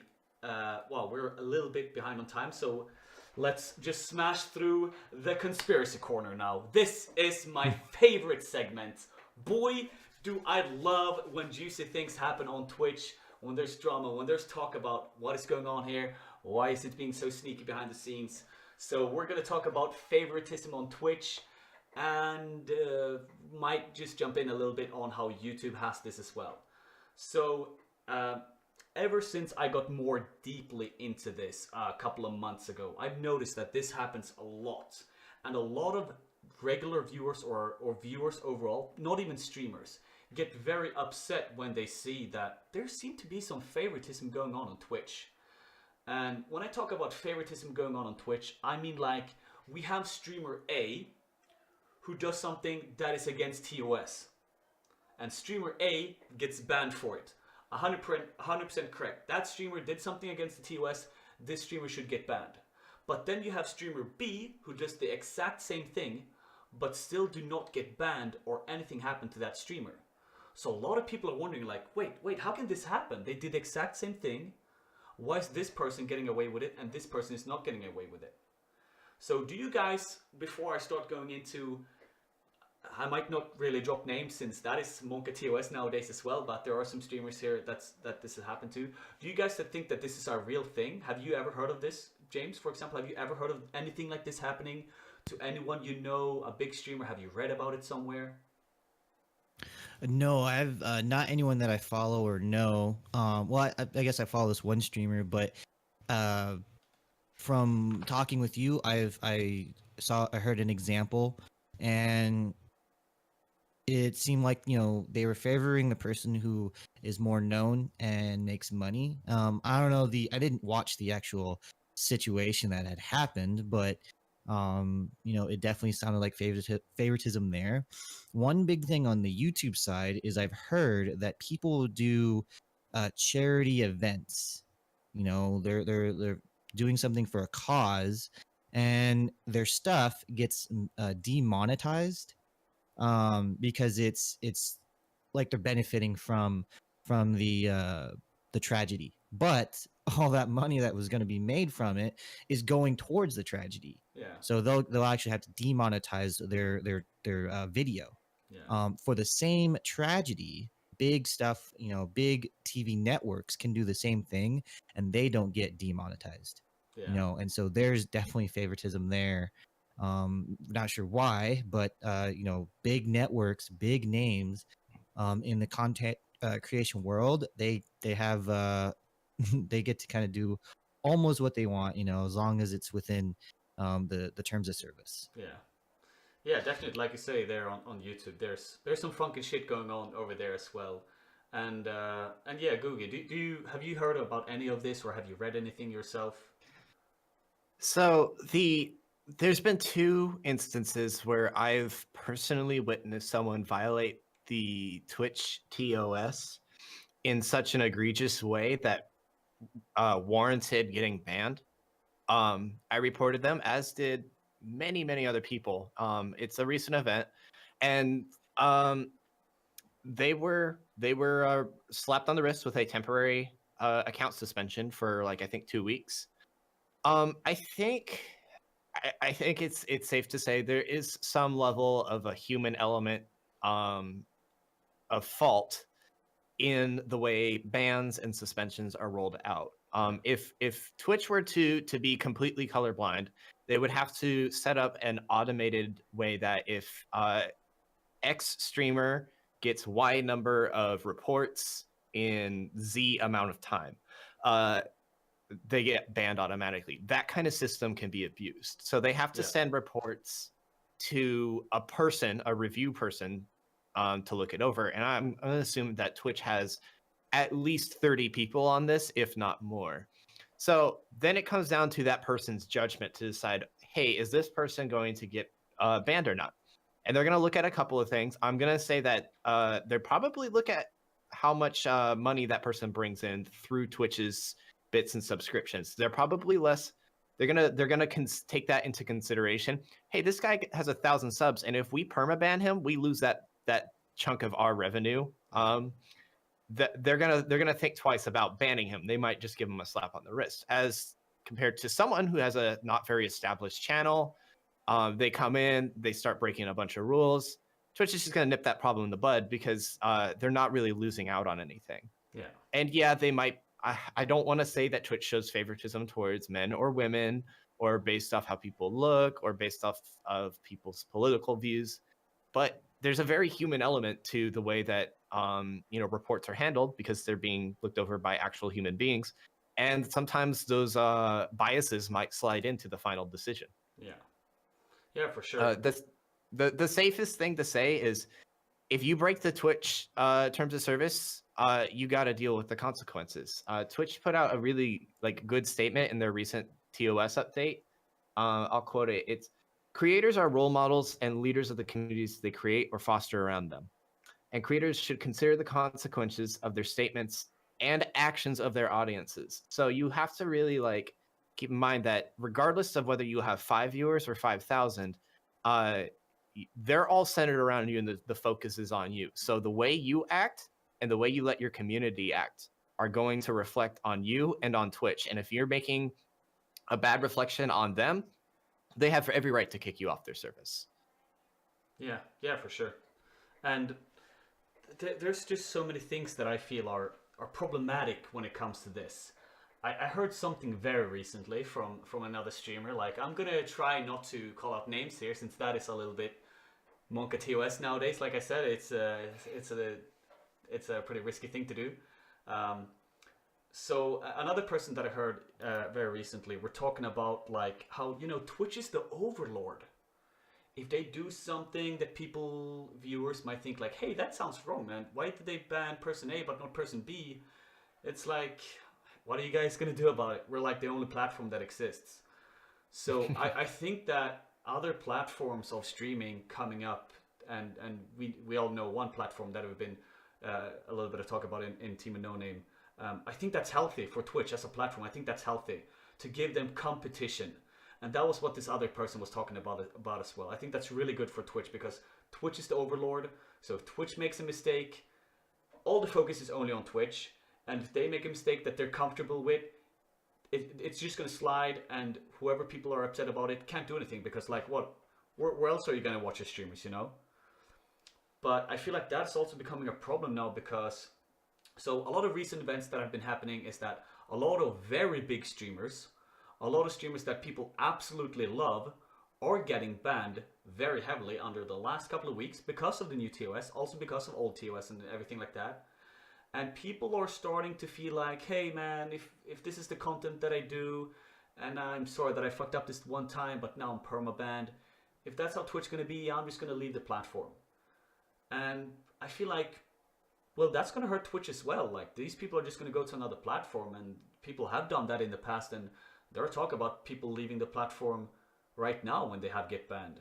And I feel like Twitch needs to be like, okay, if you really want to enforce these new terms of services, you need to do it correct, and you need to do it fair. And you need to think about how hard you're punishing different people of what they have done. So if one person does something, a small mistake, and Twitch is like, yeah, that was a small mistake, let's give you a 24-hour ban, then yes. But I've seen people do small mistakes and get a permaban, and they're like, you're never ever going to set your foot on Twitch again. And I don't know, I just feel that it's weird that Twitch is doing this. So I'm going to bring up a couple of things that have been happening lately. A couple of instances. Like, I'm not going to name names, but I guess people can just find out anyway if they just do some research though. But all right, so for this instance, I'm going to ask you guys, do you think this is wrong, or do you think it's okay? And yeah, let's just start by that, because it's hard, you know, like there could be so many different elements to it. And you know, like I said, the favoritism, like I say, this person brings in more money. If this person is banned, maybe the company won't even be able to handle running the company anymore, if that was the thing. I doubt that would happen to Twitch actually. But all right, so we have person A who recently got banned because person A changed his pants and accidentally had that person's stream on and showed that person's underwear. And then we have person B who did it not by mistake, who did it willingly to show themselves in underwear on stream. Person A got banned, person B did not get banned. So person A who did it by mistake got perma-banned, and from what I've heard, will not be unbanned either. And person B who did it on purpose did not get banned at all. James, you think it's good or bad? I think that's definitely favoritism. Yeah, and Googie, how do you feel? Yeah, I'm in the same boat. If the punishment is because the person was in their underwear and both parties were in their underwear, then it's only fair if both were to get a slap on the wrist. Yeah, exactly. And I feel like that is definitely true. No matter who you are, no matter how big or how small you are, depending on what you do, if you break the TOS, you should absolutely get banned. No question about it. Ban that person. Depending on what they do, maybe you shouldn't give them a permanent ban. Maybe this person had bans before. So like, I haven't really dug into this too much. Maybe I'm completely wrong totally here, but this person got perma-ban at least, but maybe this person had like 4 bans before that. Then yeah, maybe you should ban this person because they've broken the TOS before. But when I, as someone who don't really know these parties too well, if I would be just a normal viewer and I would hear that person A got banned for the same thing person B did, but both did not get banned, I would feel that that's weird, at least nonetheless. And then we have people who have been banned very much lately because of a small mistake that they did everything to prevent, but they get like a 1 or 2 week ban because of that. And because they get a 1 or 2 week ban, they feel like, hey, like I don't know what to do now for 2 weeks. And then they go and try out another platform, or they go and try something else, or they feel like my content maybe isn't right for this website. How do you feel like that would hurt Twitch in a way? Googie. I think at the end of the day, Twitch is gonna have to pick the lesser of two evils. they're gonna have to decide: is it worse to let people do something that's I'm just gonna pick a random rule from the new TOS, but the one about hate speech. Do we want to let people be known as a platform that lets people say whatever they want, and at the risk of hate speech being one of those things? Or do we want to be a platform where people know is I guess a safe space, I guess? Yeah. um and if people don't like it, I mean, there are other platforms: YouTube Gaming, Mixer. I'm probably a third one that I don't know about. And while YouTube Gaming and Mixer aren't necessarily at the same level as Twitch, and they don't have the same notoriety, you gotta play by the house rules. And if you don't like it, there are other places. It's not like Twitch is the only one. Yes, it's more popular, but there are other options. Yeah. Yeah, and like I said, I honestly think like, yeah, it sort of sucks for Twitch to lose these people, but if they do go to another platform, like I said, I think it's still good to get some competition for Twitch. If the other platform grows some attention, then Twitch isn't going to be just this overlord that can just sit back and relax and do whatever they want. They get some pressure on them, and I think that's healthy for any company, that they just can't do whatever they feel like and actually have some attention towards them as well in that subject. So James, what do you feel about that as well? Do you think Twitch should like calm down a little bit and be like, okay, these big people, maybe we should just like, if they do something against TOS, let's just give them a small ban so they're back quickly and back on their feet again and won't hold a grudge against us? I no, I don't think banning someone for a couple weeks, no matter their size, is gonna hurt Twitch. If anything, if they do it right, it might benefit the streamer. If they create a lot of hype around it, or maybe the community creates a lot of hype around it, they will get popular from the news. Yeah. I think Twitch is so large that I think they have to protect their product, and I think they should be as equal as they can among the streamers, whether they're very large or very small. Now, banning someone permanently, yeah, that would probably, they got to think about, man, will this hurt us? But a couple weeks or a month, I don't think that'll hurt them as big as it sounds. It'll hurt the streamer, and hopefully they can bounce back from it. Yeah. Yeah, for sure. And also something that we're going to talk about with favoritism on Twitch is not only about people getting banned, because that's what's been happening a lot lately. We're also going to talk about something that I brushed a little bit on last time with Lebone, is that some streamers have been feeling like most YouTube content creators would feel like, that I've heard from some YouTubers, is that on YouTube sort of have their favorites, and no matter how good a new video is, like we have video A that within 5 hours is going to have 1 million views, and then we have video B within 3 days is going to have like 500,000 views. But because YouTube likes the smaller one, the smaller video, the content creator there more, they're going to put that on trending themselves. And a lot of people have been feeling that this might be something that is happening on Twitch as well. So what I talked with Lebone about last time is that there's a streamer on Twitch who's very big, feel that Twitch never really helped this person in any form or way, never really put them on the front of the website, never really tweet anything about them or help them in any way.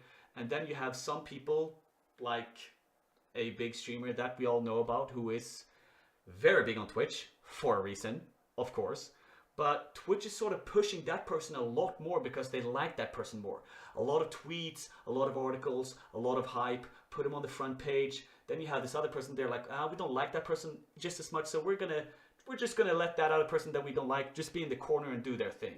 Do you think that this is a thing on Twitch, and is this something you have seen as well? Because I was like, yeah, it sounds like a little bit like, yeah, put a tinfoil hat on your head. But the more I think about it, it's like, yeah, this other person do actually get like many tweets about them, and I never see Twitch really tweet about people that much when it's like single content creators for just no reason at all. What do you know, James? Because I know that like you've probably seen some of the people that I might be talking about. Maybe you have an idea of who I mean. Yeah, I think I haven't seen it on the Twitch website per se. mainly because I'm always diving into channels. I rarely look at the front page. Yeah. But tweet wise, yeah, there's a lot of advertisement, for a particular streamer Yeah. over another.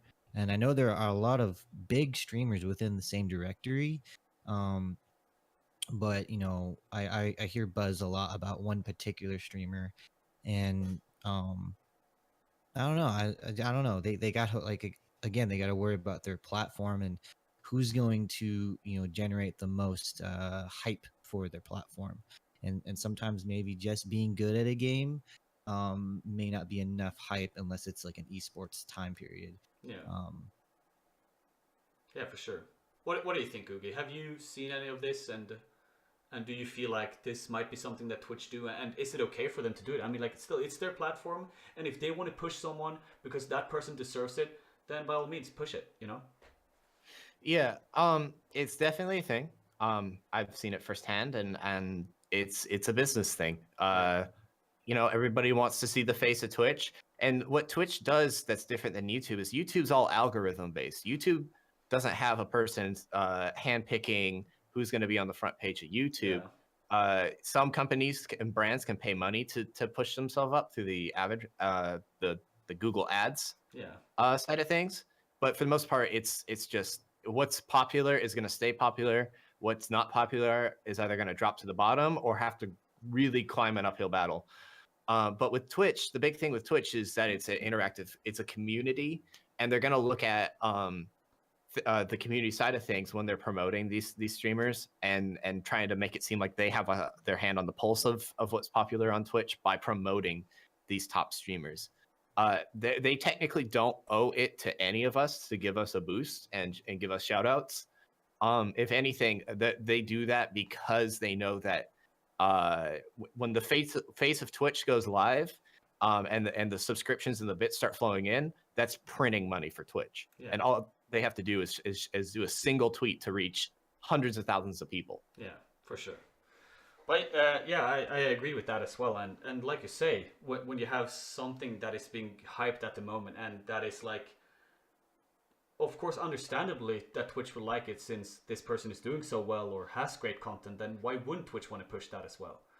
But I feel like, yeah, sometimes I feel like, yeah, there's a lot of big streamers on Twitch. There's not only one person. There's a lot of big streamers on Twitch.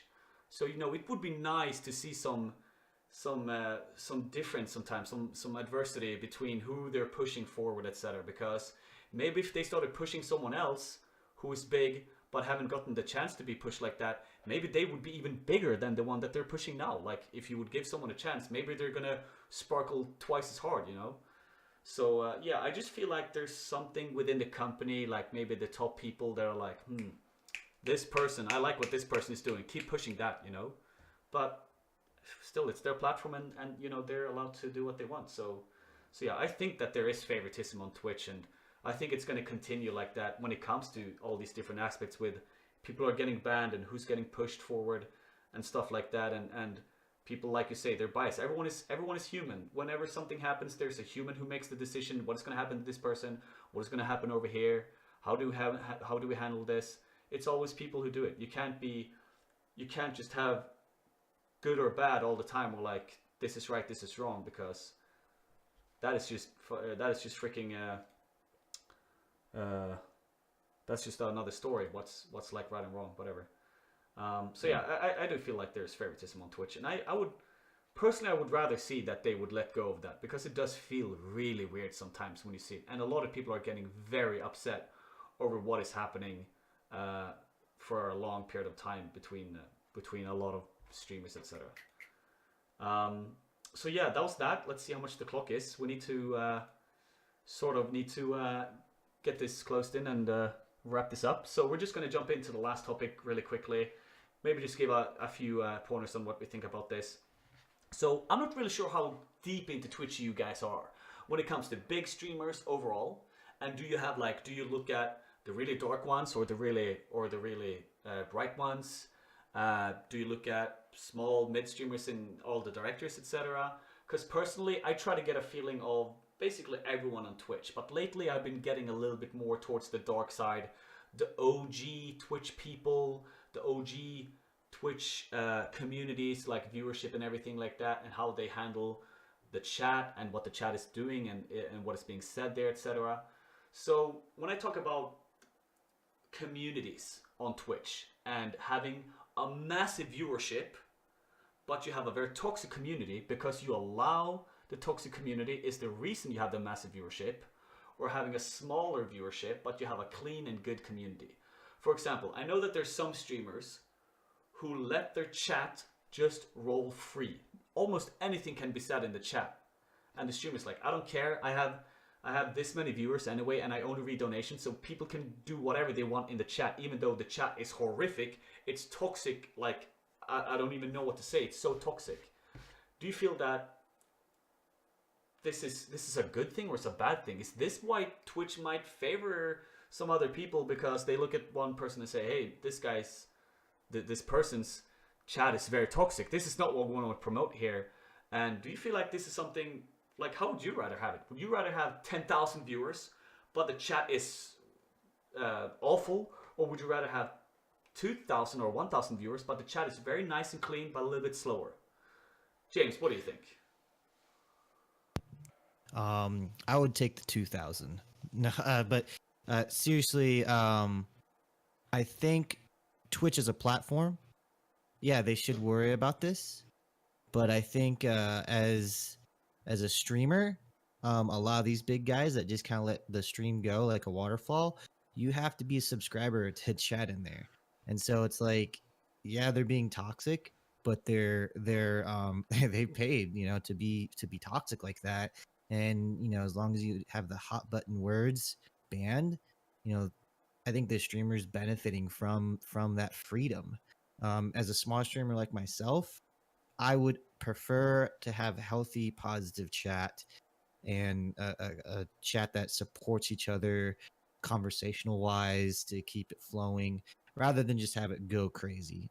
I do have Urban Dictionary as a command in mind, and I'm slowly like banning certain words, and it's helping me find the words that I've never knew existed. So I run my channel kind of loose, but as I mature and grow, I'm starting to kind of rein in chat a little bit and understand how to control it so it's not hindering others that don't like that kind of talk. Yeah, I think having a free flowing chat and everything can hurt the smaller streamer. Yeah. Something that I just want to say there as well is that most of the channels that I've seen that are like on the dark side of Twitch, like I say, most channels like that, like you said, they have to subscribe to talk. Most channels like that, they do not have subscriber mode on. They let everyone talk freely and everyone can say the craziest stuff. So there's been a few clips and there's a few people and a few things going on Twitch where people think that some people's channels might be racist depending on how they handle stuff that is going on. There's been some controversy for a long time and still is about some emotes being used. I think I should be able to talk about this. If not, rest in pepperoni's boys. I'll see you later. For example, the tryhard emote. People write the tryhard emote as fast as they see a person of color on whatever is being showed on stream, and people feel like that is super racist. Why does 10,000 people start spamming one emote just because they see one person on stream? And a lot of people think that that's a very racist chat, and that's the sort of like stuff that I'm talking about, like these really crazy chats that are like not monitored at all and they just go wild with whatever, and people feel like, damn, that's so toxic. But still, you feel like, what is Twitch just going to remove this emote? Wouldn't that just make it even worse? Like how could you not allow emotes like that on Twitch? That would be wrong as well. So it's a fine line of like what is actually right and what is actually wrong here. And when I say like, would you rather have a more toxic community? I think that this is a small. I think this is a problem for small streamers. If you're a small streamer, most people feel like, I want to get as many viewers as I can. So even if a toxic person comes in, I don't want to ban that person because he's still giving me a viewer count, and I want to get affiliated. So I think that can be very problematic for people. How do you feel, Googie, on this like toxic versus non-toxic? I know that you keep your channel very clean and a little bit more towards the family-friendly sort of way. And I know that you're definitely a person who would probably go for the 2000 and a cleaner community for sure. Yeah, yeah. So I will say that as of tomorrow, Twitch is going to start holding creators responsible for their community as well as themselves. So I think hopefully we'll see a dialing back on the toxic chats, especially for the larger streamers. But personally, the community I've built, if it's around positivity, and I want to enjoy the positive aspect of the games I'm playing. I do a lot of games where viewers can participate in the in Splatoon or in Pokemon with me, and with that comes a competitive edge and maybe a small amount of trash talk. But as long as it stays friendly and as long as it's not putting someone in a spot where they feel like they're being attacked or targeted or uncomfortable, I think that letting people be themselves is fine. If someone comes in and they are even borderline racist, I don't need that one viewer if it's going to make 7 other viewers feel uncomfortable. Yeah. So I'll just kick them out of the chat right then and there. I don't have a problem with that. Yeah. And I would encourage people to try to take that same approach, because while you might not necessarily have a problem with the way some people in your chat are talking, you got to keep in mind that every single viewer in your chat isn't a number, but it's a person, and that person might have morals or beliefs or circumstances that a lighthearted racist joke actually means a bit more to them, and it affects them differently. And a lot of times when people go to watch someone on Twitch, they're not going online to be toxic.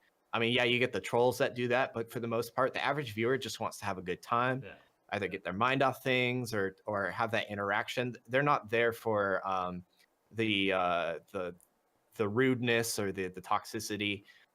So make an effort to keep your community positive, and that's why you can make people in your channel moderators.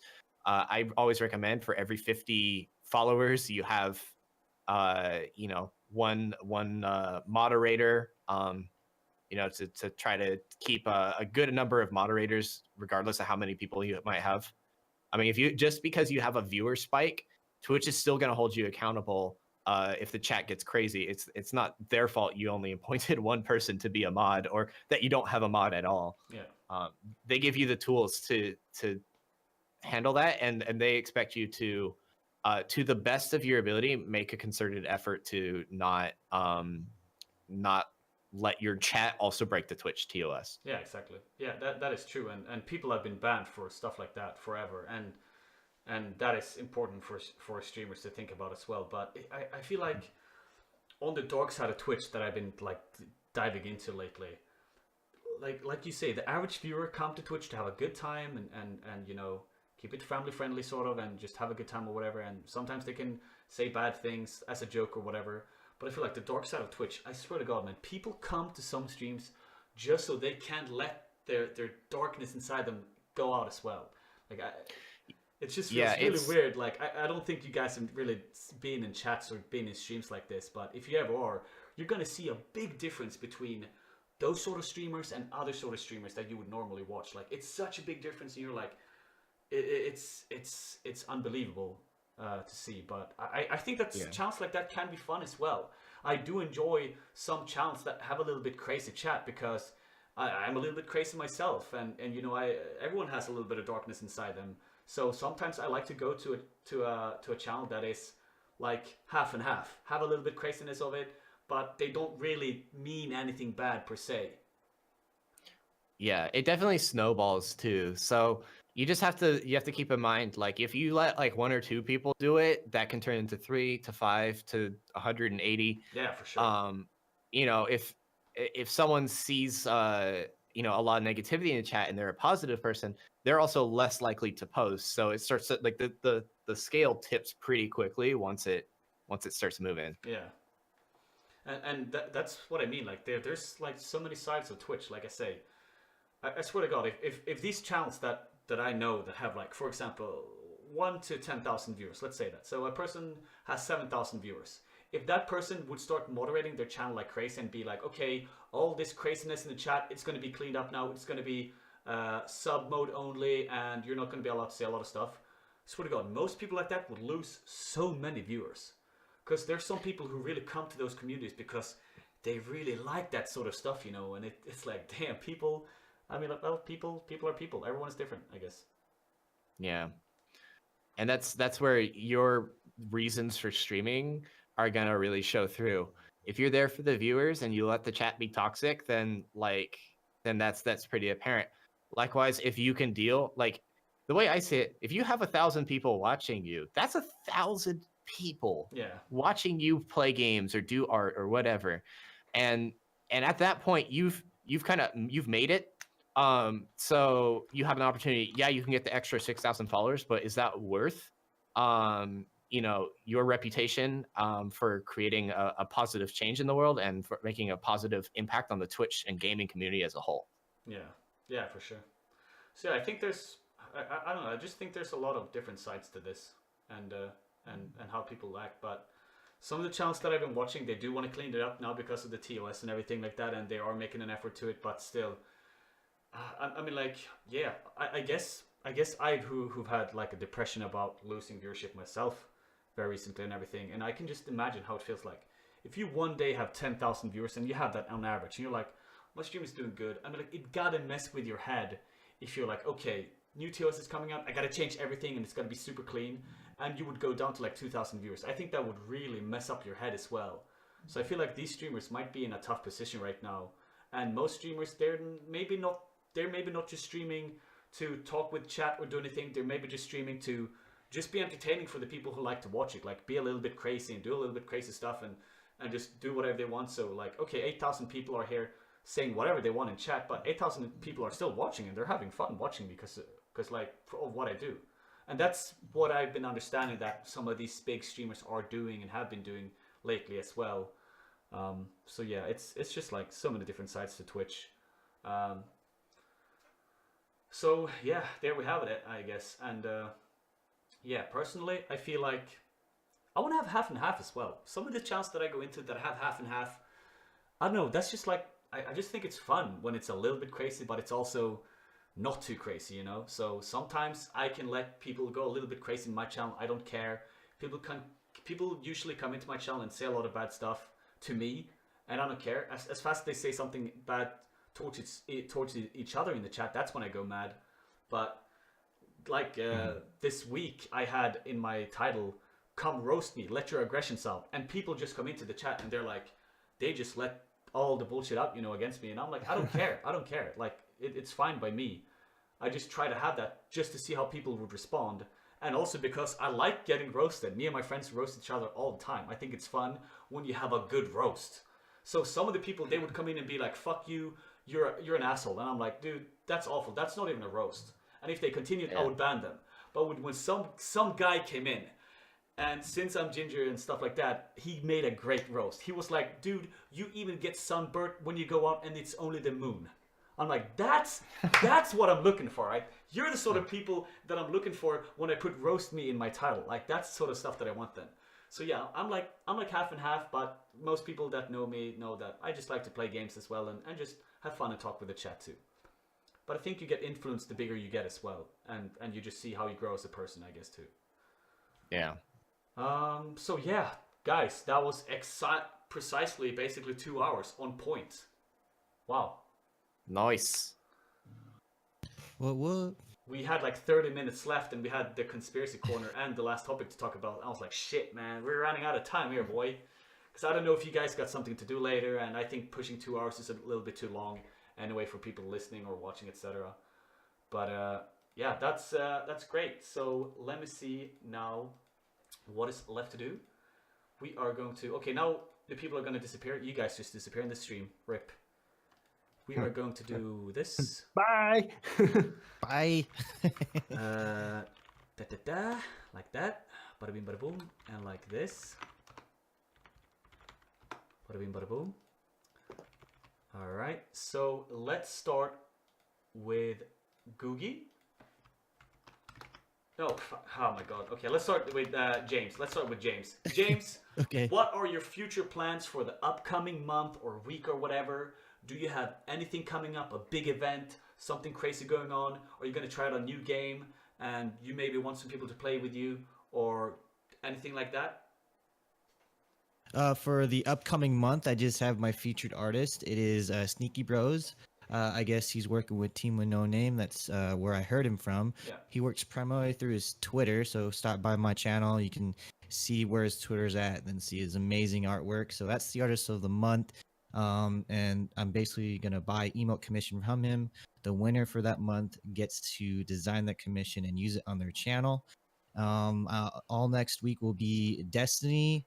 I think sometime this month is Sea of Thieves, so I think I might be jumping on that. I know I'm looking forward to Far Cry 5. I don't know when that's dropping. I gotta go look. But that's basically it. That's basically what I'm doing. Working hard towards that PC purchase. So I'm working a lot of overtime. So you'll probably see me a little bit kind of tired on stream. That's because I'm working about 50 hours a week. So that's what I got going on. Hopefully by April, I'll have a nice, smooth green screen stream like you, Bergerbrush. Hey, what about Googie, man? He's rocking the green screen too, bro. What is this? What is this? We're talking about favoritism, and the first thing we hear is more favoritism? What is this? More favoritism. Okay, /ban Asian. How do you spell AznSlickSlaya now again? So I can. No, it's, no, but okay. So Starts with a G. yeah, exactly. GHL. Also, James, what are your Twitter, YouTube, whatever? Is there anything else that you want to shout out? I spammed your link there in the channel. Is there any other social media that you want to plug or anything like that? Oh yeah, I've been fortunate enough to be able to have AznSlickSlaya all over the internet. So Twitter, YouTube, Facebook, that's where you can find me at AznSlickSlaya. There we go, perfect. All right, so Googie, what do you got coming up this month, next week, tomorrow perhaps? Yeah, so for anyone who's interested in watching play some Splatoon 2 or Pokemon, it's I'm a big Nintendo streamer, in case you guys haven't guessed. I stream every day, well, Monday through Fridays, from 9 a.m. Eastern till about 1 p.m. All the things I stream are open to viewers to join in the games. So whether that's jumping on my team for Splatoon or testing your might against my water Pokemon on Sun and Moon, you guys are more than welcome to swing by. I might be taking tomorrow off because the wifey just got back from Japan. Oh yeah, James got that Charmander over there. Yeah, might be taking tomorrow off. The wife just got back from Japan, so we're gonna probably go on a morning date and catch up. But yeah, I have a pretty consistent stream schedule. Berger was nice enough to post my Twitch link there.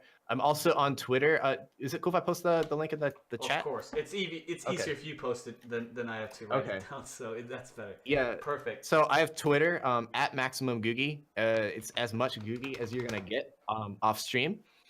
And then I also have a Discord server for if you're looking for Nintendo players or Monster Hunter players or just cool people to hang out with. It's a chill server where we, just set up game nights, and it's also where I host the voice chat for people that I bring into the streams. But yeah, Awesome. that's pretty much it. Awesome. So let me see if is there anything left to talk about. I don't think so. What are you going to talk about next week, Berger? Wow, that is unclear so far. I think the main point that I will talk about, I hope that I can get DC Laura 1 on the talk show next time, and another medium-sized PV streamer. DC Laura 1 is the girl that I talked about earlier, who I saw grow from 30 to like 400 viewers within 5-6 months, who just grown super big on Twitch and is a very big part of the Path of Exile community. I know her very well, and I hope to get her on and someone else who is sort of medium big, maybe from Path of Exile, since I know like almost all streamers there. And I think the main topic of next time is going to be doing Twitch full time and how you would handle doing Twitch full time as well, all the aspects of it. So that's probably going to be the main topic of next time, because lately there's been talks about doing full time, and I know that most streamers, like, they dream about doing full time, but you have to think about so many things, and I want to get the point of people who are close or even at the point of doing that already, what they thought about it, and give my points on from being a small streamer if I would go part-time and stuff like that. So we're just going to talk about stuff like that next time. And that will be in, yeah, maybe next Sunday or 2 Sundays from now. We'll have to see when that goes down. But yeah, guys, thank you so super much for joining in this talk show. It was great. You guys were absolutely smashing it. So that's probably going to be it for me today. I'm just going to mute the Discord quickly. You guys can stick around in the Discord for a little bit so I can talk to you afterwards.